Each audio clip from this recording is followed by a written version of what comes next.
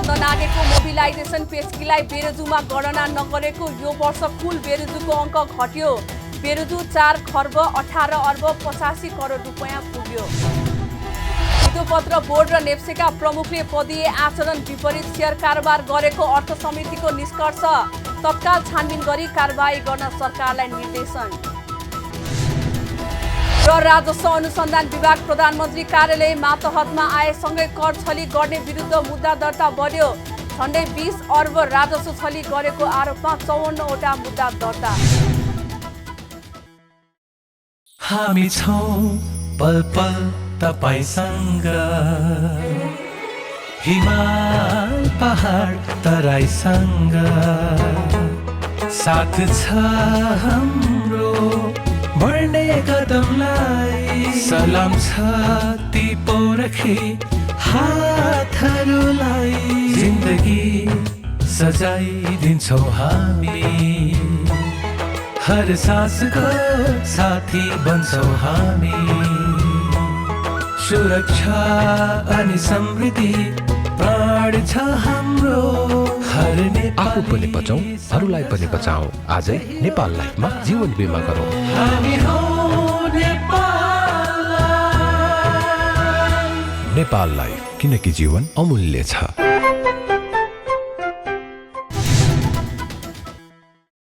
नमस्कार, कारोबार समाचारमा स्वागत छ। अब समाचार विस्तारमा। यो वर्ष कुल बेरोजुको अङ्क घटेको छ। महालेखा परीक्षकको 58औं वार्षिक प्रतिवेदन अनुसार बेरोजु घटेर 4 खर्ब 18 अर्ब 85 करोड रुपैयाँ पुगेको हो। यो बेरोजु रकम अघिल्लो वर्षको भन्दा 2 खर्ब 45 अर्ब 49 करोड रुपैयाँ कम हो। अघिल्लो वर्ष बेरोजु रकम 6 खर्ब 64 अर्ब 44 करोड रुपैयाँ पुगेको थियो। यस वर्ष म्याद ननागेको मोबिलाइजेसन पेस्कीलाई बेरोजुमा गणना नगरेको कारण बेरोजुको कुल अङ्क घटेको हो। महालेखा परीक्षकको कार्यालयले वार्षिक प्रतिवेदन शुक्रबार राष्ट्रपति विद्यादेवी भण्डारीलाई बुझाएको हो। यो पटक सङ्घ, प्रदेश, स्थानीय तह, सङ्गठित संस्था, समिति र अन्य संस्था समेतको गरी 53 खर्ब 27 अर्ब 91 करोड रुपैयाँको लेखा परीक्षण भएको छ। सोमध्ये 3,79,000 सरकारी निकायको 15 खर्ब 55 अर्ब 81 करोडको लेखा परीक्षणबाट 44 अर्ब 39 करोड बेरोजु देखिएको छ। यस्तै 1019 वटा प्रादेशिक कार्यालयको 2 खर्ब 37 अर्ब 41 करोडको लेखा परीक्षणबाट 6 अर्ब 50 करोड, 485 समिति तथा अन्य संस्थाको 1 खर्ब 63 अर्ब 57 करोडबाट 12 अर्ब 66 करोड र 679 स्थानीय तहको 8 खर्ब 15 अर्ब 79 करोडको लेखा परीक्षणबाट 40 अर्ब 83 करोड बेरोजु देखिएको छ। गत आर्थिक वर्षमा 1 खर्ब 4 अर्ब 38 करोड रुपैयाँ बेरोजु थप भएको छ भने आर्थिक वर्ष 2075-76 सम्मको बेरोजुबाट 1 खर्ब 3 अर्ब 85 करोड रुपैयाँ घटेको छ। संसदीय समितिले नेपाल धितोपत्र बोर्ड र नेपाल स्टक एक्सचेन्ज नेप्सेका पदाधिकारीहरूले पदीय आचरण विपरीत शेयर कारोबार गरेको निष्कर्ष निकाल्दै तत्काल कारबाही प्रक्रिया अघि बढाउन सरकारलाई निर्देशन दिएको छ। संघीय संसद प्रतिनिधि सभा अन्तर्गतको अर्थ समितिको शुक्रबार सिंहदरबारमा बसेको बैठकले नेपाल धितोपत्र बोर्डका अध्यक्ष भीष्मराज ढुङ्गाना र नेप्सेका प्रमुख कार्यकारी अधिकृत चन्द्रसिंह साउदले पदीय आचरण विपरीत शेयर कारोबार गरेको निष्कर्ष निकाल्दै तत्काल कारबाही प्रक्रिया अघि बढाउन अर्थ मन्त्रालयलाई निर्देशन दिएको हो। सर्वोत्तम सिमेन्टको शेयर बोर्डका अध्यक्ष ढुङ्गाना र नेप्सेका प्रमुख कार्यकारी अधिकृत साउदले परिवारका सदस्यहरूको नाममा खरिद गरेर पदीय आचरण विपरीत काम गरेको भन्दै चर्को आलोचना भइरहेका बेला समितिले तत्काल छानबिन गरी आवश्यक कारबाही प्रक्रिया अघि बढाउन सरकारलाई सचेत गराएको हो। नियामक निकाय आफैले पदीय मर्यादा विपरीत शेयर कारोबार गरेकाले तत्काल छानबिन गरी उनीहरूमाथि कारबाहीको प्रक्रिया अघि बढाउन सरकारलाई निर्देशन दिएको समितिका सभापति कृष्ण प्रसाद दाहालले जानकारी दिनुभयो। नेपाल धितोपत्र बोर्ड र नेप्सेका पदाधिकारीहरूले भित्री सूचनाका आधारमा गरेको भनिएको शेयर कारोबार को सम्बन्धमा अर्थ मन्त्रालयबाट अध्ययन छानबिन भइरहेको जानकारी मान्य मन्त्रीज्यू र अर्थ सचिवबाट प्राप्त भएकोले उक्त छानबिन यथाशीघ्र सम्पन्न गरी आवश्यक कारबाही अगाडि बढाउन र समितिलाई जानकारी गराउन अर्थ मन्त्रालयले निर्देशन दिने। बैठकले शेयर बजारको दिगो विकास र स्थायित्व कायम गर्दै यस क्षेत्रको स्वच्छता, पारदर्शिता, सदाचारिता, नैतिकता साथै जिम्मेवार र जवाबदेहिता प्रवर्धन गर्न नीतिगत, कानुनी र संरचनागत व्यवस्था गरी समितिलाई जानकारी गराउन पनि निर्देशन दिएको छ।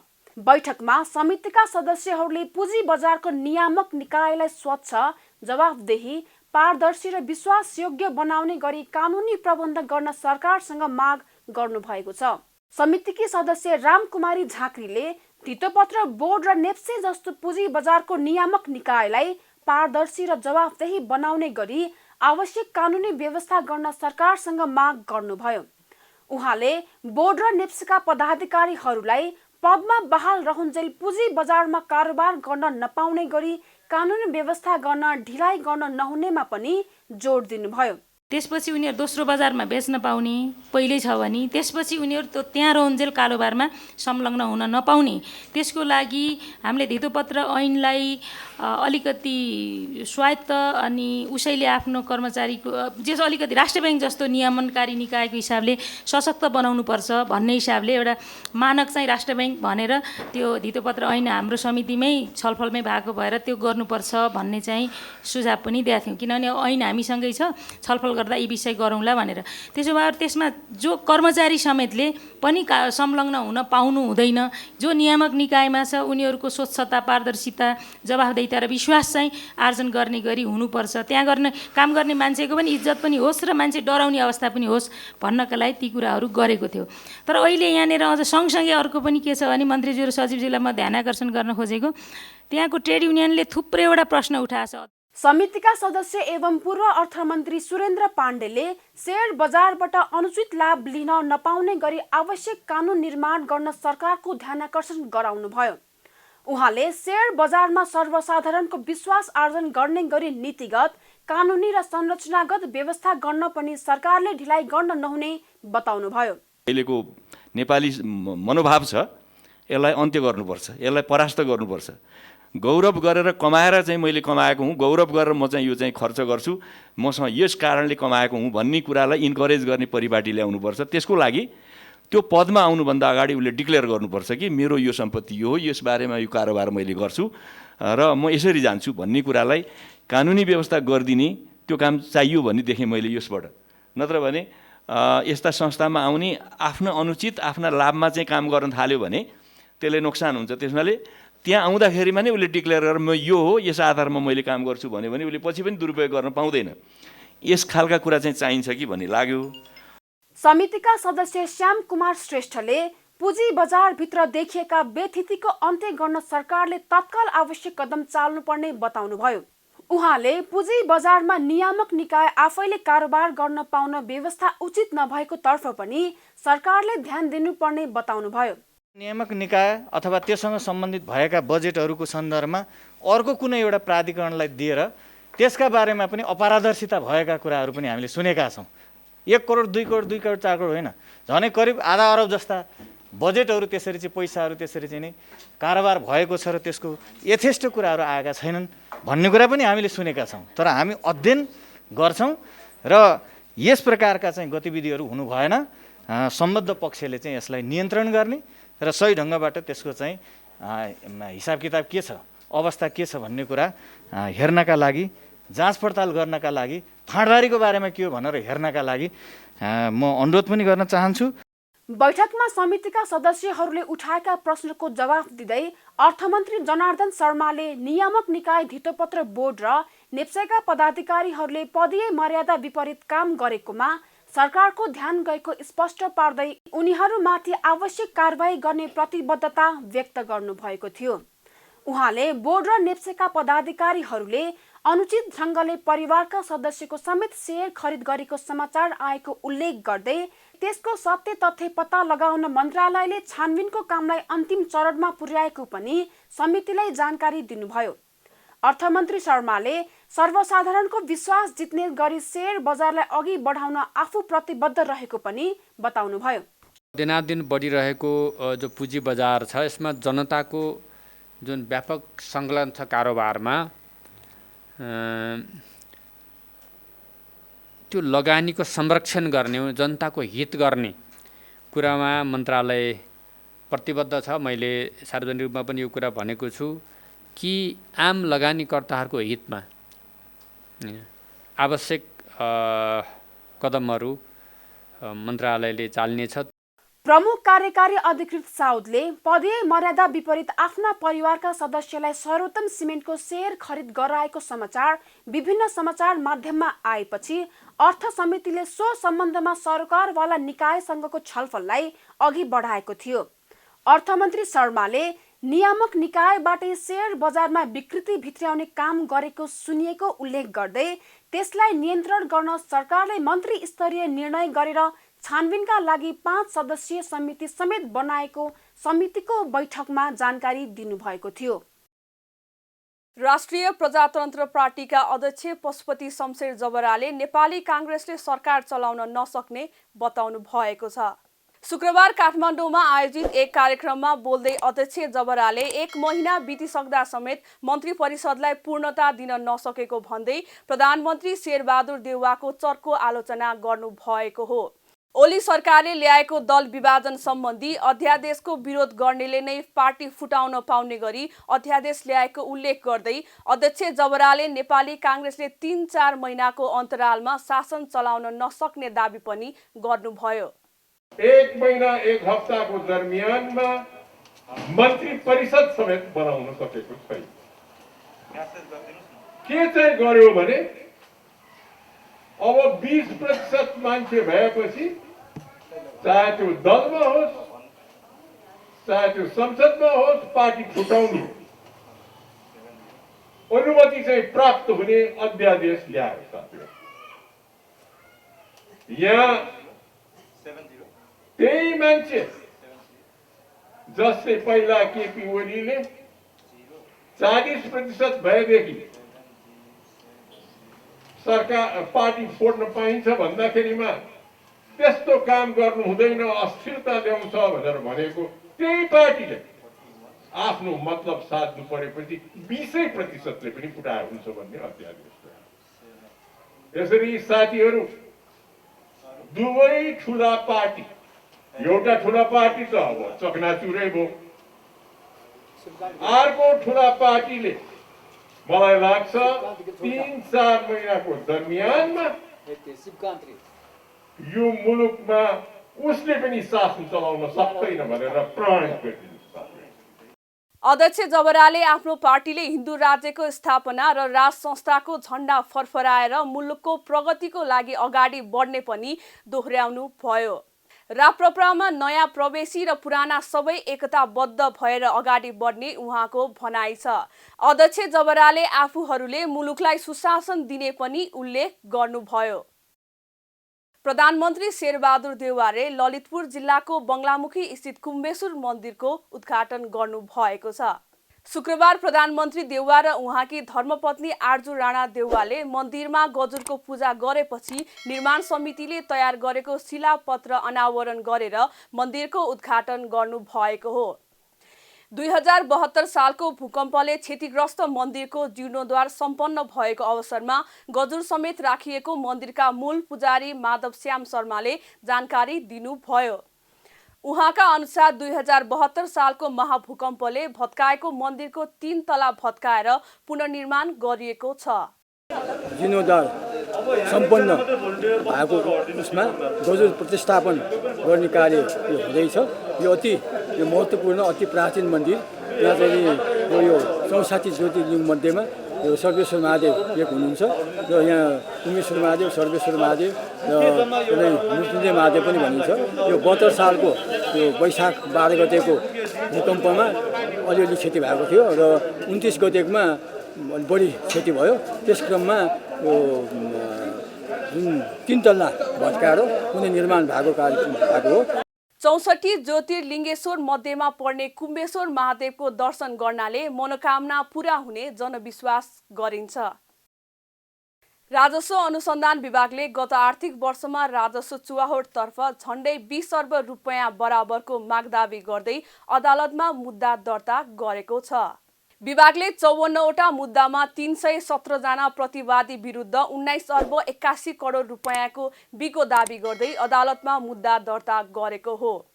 यसैगरी विदेशी विनिमयतर्फ विभागले 54वटा मुद्दामा 114 जनालाई प्रतिवादी बनाउँदै 4 अर्ब 94 करोड रुपैयाँको माग दावी गर्दै अदालतमा मुद्दा दर्ता गरेको छ। पछिल्ला वर्षमा अनुसन्धान विभागले राजस्व चुवाहोट विरुद्ध दावी गरेको विगो बापतको रकम बढ्दै गइरहेको तथ्याङ्कले देखाएको छ। पछिल्ला 5 आर्थिक वर्षको तथ्याङ्क हेर्ने हो भने आर्थिक वर्ष 73-74 जम्मा 1 अर्ब 67 करोड रुपैयाँ बराबरको राजस्व छलीको आरोपमा बिगो दाबीसहित मुद्दा दर्ता गरेको विभागले आर्थिक वर्ष 75-76 आइपुग्दा बिगो बापतको रकममा ह्वात्तै वृद्धि भएको छ। विभागले सो वर्ष 93वटा मुद्दामा 301 जना विरुद्ध 9 अर्ब 83 करोड रुपैयाँ बराबरको बिगो दावी गर्दै अदालतमा मुद्दा दर्ता गरेको थियो। सोही वर्ष विभाग अर्थ मन्त्रालय मार्फतबाट प्रधानमन्त्री कार्यालयतर्फ सरेको थियो। त्यस्तै अघिल्लो आर्थिक वर्षमा विभागले 97वटा मुद्दामा 320 प्रतिवादी विरुद्ध राजस्व छली गरेको आरोपमा 15 अर्ब 15 करोड रुपैयाँ बराबरको बिगो दावी गर्दै अदालतमा मुद्दा दर्ता गरेको थियो। राजस्व अनुसन्धान विभागको अधिकार क्षेत्रमा परिवर्तन भएकाले बिगो अनुमान बढेको हो। अर्थ मन्त्रालय मातहत हुँदा र प्रधानमन्त्री कार्यालय मातहत हुँदा अधिकार क्षेत्र नै फरक भएको र काम गर्ने शैली पनि फरक भएको अधिकारीहरूको भनाइ रहेको छ। त्यस्तै वेबमा आधारित मालवस्तु तथा ढुवानी साधनको अनुगमन प्रणालीले गर्दा पनि अनुसन्धानमा व्यापक सुधार आएको छ। विभागका अनुसार VCTSमा हालसम्म 54 खर्ब 89 अर्ब बराबरको कारोबार रकम प्रविष्ट भएको छ। आउँदा दिनमा सोही तथ्याङ्कलाई आन्तरिक राजस्व विभागको तथ्याङ्कसँग तुलना गरेर राजस्व छली गर्नेलाई कारबाहीको दायरामा ल्याउने विभागको भावी योजना रहेको छ। सीमाविदहरूले कालापानी, लिपुलेक र लिम्पियाधुरा सहितको नेपालको क्षेत्रफल सार्वजनिक गर्न सरकारसँग माग गरेका छन्। शुक्रबार सीमाविद श्रेष्ठद्वारा लिखित पुस्तक बोर्डर म्यान अफ नेपालको सार्वजनिकीकरणमा बोल्दै सीमाविद श्रेष्ठले सरकारले कालापानी, लिपुलेक र लिम्पियाधुरा सहितको भूभाग समेटेर चुच्चे नक्सा सार्वजनिक गरे पनि हालसम्म सो क्षेत्र सहितको भूभाग समेटेर क्षेत्रफल सार्वजनिक नगरेको भन्दै नेपालको नयाँ क्षेत्रफल सार्वजनिक गर्नुपर्ने बताउनु भएको हो। चुच्चे नक्सा सहितको नेपालको क्षेत्रफल सार्वजनिक नहुँदा लोकसेवा आयोग र विद्यालय तथा विश्वविद्यालयका विद्यार्थीहरूलाई अप्ठ्यारो परेको उहाँले बताउनु भयो।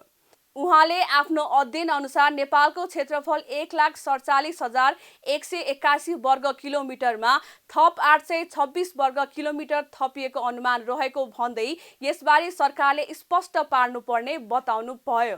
नेपाल सरकारले हाम्रो नेपालको सरहद जम्मै देखाएर चुच्चे नक्सा प्रकाशित गरेको छ 1 वर्ष जति अगाडि। तर मैले यो भन्नै पर्छ कि अब नेपालको बढेको क्षेत्रफल कति हो त? साबिकमा 1,47,181 वर्ग किलोमिटर थियो भने कति बढ्यो?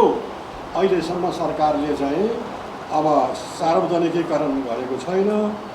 यसले गर्दाखेरि लोकसेवा आयोगका परीक्षार्थीलाई मार्न परेको छ। लोकसेवा आयोगमा प्रश्न नेपालको क्षेत्रफल कति भन्दाखेरि साबिक लेखौँ, अब कापी काट्ने मान्छेले गलत लेखिदिन सक्छ। त्यसकारणले अब नयाँ लेखौँ छैन, क्षेत्रफल आएको छैन।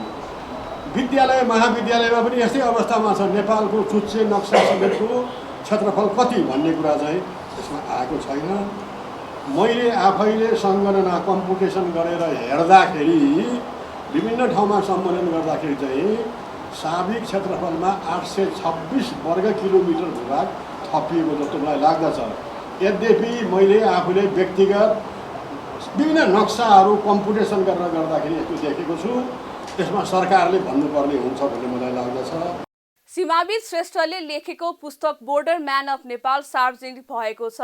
पुस्तकमा नेपालको सिमानाको साथसाथै अन्य देशहरू नाइजेरिया, बेनिन, उत्तर दक्षिण कोरिया, जापान दक्षिण कोरिया, क्यानाडा, अमेरिका, भारत पाकिस्तानका सीमावर्ती क्षेत्रको अध्ययनबाट हासिल गरेका अनुभव र पाएका शिक्षाहरूको सम्बन्धमा पनि उल्लेख गरिएको छ। यस्तै नेपाल भारतमा भएका सीमा समस्या, सीमा अध्ययन गर्न जाँदा आफूले भोगेका अनुभूतिहरू समेत पुस्तकमा उल्लेख गरिएको छ। नेपालको नक्साको द्वन्द्व, चुच्चे नक्सा लगायतका सीमा मामिलाको सम्बन्धमा विदेशीले पनि बुझुन् भन्ने उद्देश्य साथ पुस्तक अङ्ग्रेजी भाषामा लेखिएको पनि सीमाविद श्रेष्ठले बताउनुभयो। सङ्घीय सांसद राष्ट्रिय सभा अन्तर्गतको दिगो विकास तथा सुशासन समितिले जलवायुजन्य विपद न्यूनीकरण तथा क्षतिपूरणका लागि आवश्यक नीति तर्जुमा गर्न सरकारलाई निर्देशन दिएको छ। सिंहदरबारमा शुक्रबार विज्ञहरूसँगको परामर्शपछि समितिले जलवायु परिवर्तनका कारण वर्षेनी भोग्नु परेको हानि नोक्सानीको क्षतिपूर्ति सुनिश्चितता सहितको नीति तर्जुमा गर्न सरकारलाई निर्देशन दिएको हो। नेपालमा जलवायु परिवर्तनले निम्ताउने विपद बहुआयामिक भएकाले स्थानीय स्तरमा परेका क्षति र नोक्सानीको परिपूरणका लागि हालसम्म कुनै नीति नभएको हुँदा समितिले वन तथा वातावरण मन्त्रालयलाई नीति तर्जुमा गर्नुपर्ने आवश्यकतातर्फ ध्यानाकर्षण गराएको हो। छलफलपछि समिति सभापति तारादेवी भट्टले जलवायु परिवर्तनका असर कम गर्न बढाउनु पर्ने लगानीको सुनिश्चितता गर्न र विश्व जलवायु कोषबाट प्राप्त हुने वित्त सहयोगलाई सजिलो र झन्झटमुक्त तरिकाले नेपालले प्राप्त गर्ने गरी काम अघि बढाउन मन्त्रालयलाई निर्देशन दिनुभयो। नेपालको आफ्नै जलवायु परिवर्तन हुनुमा कुनै भूमिका नभए पनि जलवायु परिवर्तनका असरले वर्षेनी भोग्नु परेको क्षति र नोक्सानी लस एन्ड ड्यामेजको क्षतिपूर्तिको लागि उठान गर्नुपर्ने विषय र त्यसको लागि बनाउनु पर्ने नीति वा प्रतिबद्धता पत्र समेत तयार गरी लागू गर्न र जलवायु परिवर्तनका असर कम गर्न बढाउनु पर्ने लगानीको लागि पनि काम गर्नु पर्ने हुन्छ। त्यसैले विश्व जलवायु कोषबाट प्राप्त हुने वित्त फाइनेन्सलाई सजिलो र झन्झट मुक्त तरिकाले नेपालले प्राप्त गर्ने काममा पनि सम्बन्धित मन्त्रालयले काम गरोस् भनी यो समिति निर्देशन दिन्छ। जल तथा मौसमजन्य प्रकोपको क्षति न्यूनीकरणका लागि बहुप्रकोप पूर्व सूचना प्रणाली लागू गर्न र प्रभावमा आधारित पूर्व सूचना प्रणालीलाई देशव्यापी रूपमा लैजान समेत समितिले निर्देशन दिएको छ। समितिमा विज्ञको रूपमा उपस्थित जलवायु परिवर्तन सम्बन्धी विज्ञ धर्मराज उप्रेतीले मौसम पूर्वानुमान सम्बन्धी राष्ट्रिय नीति नभएकाले समस्या भएको बताउनु भएको थियो। उहाँले विपद जोखिम न्यूनीकरण मैत्री संरचनामा लगानी गरेर विद्यमान नीतिलाई पनि सुधार गर्नुपर्ने आवश्यकता औलाउनु भयो। पूर्वानुमानसँग सम्बन्धित राष्ट्रिय नीति छैन र पूर्वानुमानसँग सम्बन्धित राष्ट्रिय नीति नभएको कारणले गर्दाखेरि यो कुन संस्थाको के भूमिका हुने, कुन संस्थाले कति बेला के गर्ने भन्ने कुरा चाहिँ अलमल छ। यो अलमल तोड्नको लागि पूर्वानुमानसँग सम्बन्धित राष्ट्रिय नीति हजुरहरूले ल्याइदिनु भयो भनेपछि यसले पहिलोको पूर्वानुमान पनि, हुरीको पूर्वानुमान पनि, त्यसपछि मल्टी हजार मैले जो भने धेरैको पूर्वानुमानमा यसले सहयोग गर्नेछ र संस्थाहरू बिचको अहिले राष्ट्रिय विपद प्राधिकरण र अन्य जुन संस्था सम्बन्धित संस्थाहरू मैले त्यहाँ देखाएको थिएँ उहाँहरूले पनि अलिक काम गर्नलाई सजिलो हुने थियो भन्ने कुरा राख्दै पूर्वानुमानमा हामीले इन्भेस्टमेन्ट बढायौँ र अनि विपद मैत्री संरचनामा हामीले इन्भेस्टमेन्ट बढाउनुको लागि पनि यहाँहरूले अहिले भएका विद्यमान नीतिलाई पनि पूर्वानुमान र विपद मैत्री बनाउनुको लागि पनि केही सुधार गर्नुपर्ने कुराहरू पनि हजुरहरूले अगाडि लैजानुभयो भनेपछि नेपालको विपदबाट हुने जोखिमलाई कम गर्न मद्दत गर्छ। बैठकमा समितिका सदस्यहरूले नेपाल सङ्घीय ढाँचामा अगाडि बढिसकेको हुँदा जलवायु परिवर्तनको असर कम गर्न र प्रकोप व्यवस्थापनका लागि स्थानीय निकायहरूलाई सक्रिय बनाउन आवश्यक रहेको धारणा राख्नु भएको थियो। उहाँहरूले स्थानीय निकायमा रहेको विपद व्यवस्थापन समितिलाई स्रोत साधन र तालिम उपलब्ध गराउन सङ्घीय सरकारले ध्यान केन्द्रित गर्नुपर्नेमा जोड दिनु भएको थियो। प्रतिनिधि सभाका सांसदहरूले कक्षा 12 को परीक्षा अझै सञ्चालन गर्न नसकेकोमा सरकारको चर्को आलोचना गरेका छन्। सङ्घीय संसद प्रतिनिधि सभा अन्तर्गतको शिक्षा तथा स्वास्थ्य समितिको शुक्रबारको बैठकमा बोल्दै समितिका सदस्यहरूले दुई पटक कक्षा 12 को परीक्षा स्थगित गरेको भन्दै सरकारप्रति आक्रोश व्यक्त गरेका हुन्। सांसद जयपुरी घरती मगरले बिना विकल्प कक्षा 12 को परीक्षा स्थगित गरेर सरकारले गम्भीर गल्ती गरेको बताउनु भयो। समितिका सभापति समेत रहनु भएकी उहाँले स्वास्थ्य सुरक्षा मापदण्डको पूर्ण पालना गरेर कक्षा 12 को परीक्षा सञ्चालन गर्न समितिले दिएको निर्देशन किन पालना नगरेको भनी सरकारलाई प्रश्न समेत गर्नुभयो। त्यतिबेला हामीले स्वास्थ्य मापदण्ड पुरा गरेर अझ 200 को कुरा लिनुभयो, यहाँ अघि कुरा गर्नुभएको थियो, त्यसलाई हामीले परीक्षा केन्द्र विस्तार गर्ने 300 कति 39 जना कति छ परीक्षा केन्द्र, त्यसलाई के भयो त 200 बनाइदिनु केही फरक परेन, इथोमा 100 बढाइदिनु केही फरक परेन, जो दूरी मेन्टेन गर्न सकोस्, भौतिक हिसाबले भिडभाड नहोस् भनेर हामी निर्देशन दिएका थियौँ। र परीक्षा केन्द्रमा कोही बिरामी आइहाल्यो भने, बिरामी भएका छन् भने तिनलाई स्वाब टेस्ट यस्तो गरेर पनि अलग्गै कोठामा बसालेर परीक्षा दिने, या सकेन भने अर्को पटक परीक्षा दिने भन्ने पनि हामीले सुझाव दिएका थियौँ। मलाई लाग्छ त्यो चाहिँ तयारीमा हाम्रो मन्त्रालय पनि त्यसपछि हाम्रो बोर्ड पनि गयो जस्तो लाग्छ। तर यो गर्दाखेरि बिचमा यो जो स्थगित भयो त्यही पनि बिना विकल्प, पहिलो कुरा स्थगित गर्न गलत, दोस्रो कुरा त्यसको विकल्प दिन पनि सकेन। त्यसैले यो कुरा चाहिँ सिरियस हो र हामीले आजको बैठकमा यो हामीले सबैले ध्यान आकर्षण गर्न चाहन्छौँ। समितिका अर्का सदस्य मानबहादुर विश्वकर्माले कक्षा 12 को परीक्षा पटक पटक रोक्ने काम नगर्न सरकारलाई सचेत गराउनु भयो। उहाँले विद्यार्थीहरूलाई आतंकित पार्ने गरी कक्षा 12 को परीक्षा स्थगित गराउन कोरोना रोकथाम तथा सङ्कट व्यवस्थापन सीसीएमसीले भूमिका खेलेको भन्दै आक्रोश समेत व्यक्त गर्नुभयो। कोरोनाको समयमा स्वास्थ्य सुरक्षा मापदण्डको पालना गरेर भए पनि परीक्षा सञ्चालन गर्नुपर्नेमा सांसद विश्वकर्माको जोड छ। यहाँ जुन मापदण्ड दिइराख्नु भएको थियो 200 भन्दा बढी नराख्ने अथवा त्योभन्दा बढी भयो भने अर्को चाहिँ उपकेन्द्र गर्ने भन्ने चाहिँ अथवा 2 मिटरको दूरीमा राख्ने, ती मापदण्ड त म्यानेज गर्नै पर्छ। त्यस्तो हो भने चाहिँ त्यसतिर जानुपर्छ, मेरो एउटा निष्कर्ष आयो। समितिका अर्का सदस्य एवं पूर्व शिक्षा विज्ञान तथा प्रविधि मन्त्री गिरिराज मणि पोखरेलले चाँडोभन्दा चाँडो कक्षा 12 को परीक्षा सञ्चालन गर्ने वातावरण निर्माण गर्न सम्बन्धित सबै निकायको गम्भीर ध्यानाकर्षण गराउनु भयो। उहाँले परीक्षा सञ्चालनका लागि विद्यार्थीहरूलाई तत्काल आवश्यक कोरोना खोपको व्यवस्था मिलाउन स्वास्थ्य तथा जनसङ्ख्या मन्त्रालयलाई सचेत गराउनु भयो। हामीले त हाम्रा चाहिँ स्कुलहरू चाहिँ 200 भन्दा तल विद्यार्थी राखेर गराउन सक्ने यथेष्ट क्षमता राख्ने छन् क्या। त्यसकारणले एउटा त हामीले ख्याल गर्नुपर्ने त्यो होम सेन्टरकै कुरा हो। त्यो अब अहिले अघि सचिवजीले सुरुमा एउटा सङ्केत गर्नुभयो, त्यो सङ्केत चाहिँ काठमाडौँमा चाहिँ अहिले भ्याक्सिन दिने सकारात्मक कुरा आएको छ भनेपछि सङ्क्रमित भएका ठाउँहरूमा अहिले हामीले चाहिँ भ्याक्सिन पनि दिउँ। तर अब भ्याक्सिन लिएकालाई पनि सङ्क्रमण भएका घटनाक्रम छन् भनेपछि हामीले जनस्वास्थ्यका मापदण्डलाई कडाइपूर्वक पालना गरेर लिएर जाने बाहेक अर्को अप्सनै छैन यसभित्रपट्टि। फेरि भ्याक्सिनै दिइसकेपछि कति दिनमा त्यो म्याच्योर्ड हुन्छ त भन्ने कुरा पनि कुनै टेस्टेड कुरा छैन। त्यस कारणले त्यो जनस्वास्थ्यको मापदण्डभित्र साना साना समूहमा राखेर यसको व्यवस्थापन गर्ने कोणबाट चाहिँ यो सोच्नुभन्दा अर्को विकल्प छैन यसमा। सभापतिज्यू, हामीले अहिले त्यसले चाहिँ अब तयारी गरेर आकारलाई अप्ठ्यारो पारेको छ। जो तयारी गरिराखेका छन् उनीहरूले विभिन्न ढङ्गले कुराकानी गर्छन्।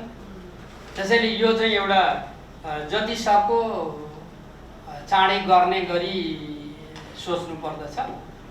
मैले यसमा चाहिँ जोड दिने कुरा त्यही नै हो। बैठकमा शिक्षा विज्ञान तथा प्रविधि मन्त्रालयका प्रवक्ता दीपक शर्माले सीसीएमसीले दिएको निर्देशनका कारण कक्षा 12 को परीक्षा स्थगित गर्नु परेको स्पष्टीकरण समितिमा दिनु भएको थियो।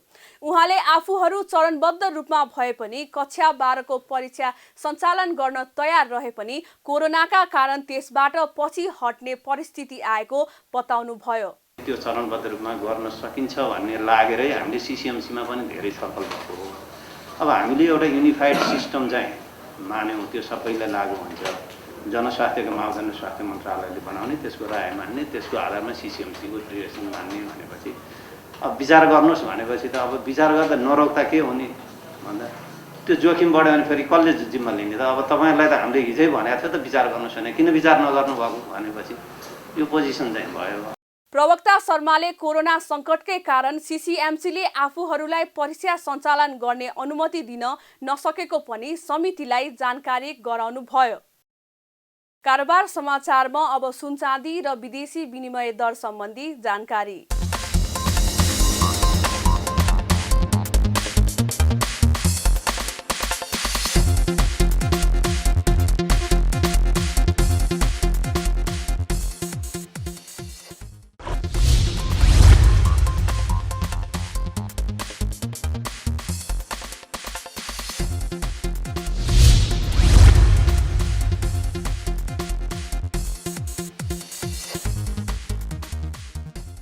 बिदा हुनु अघि अहिलेसम्मका प्रमुख समाचार फेरि एकपटक।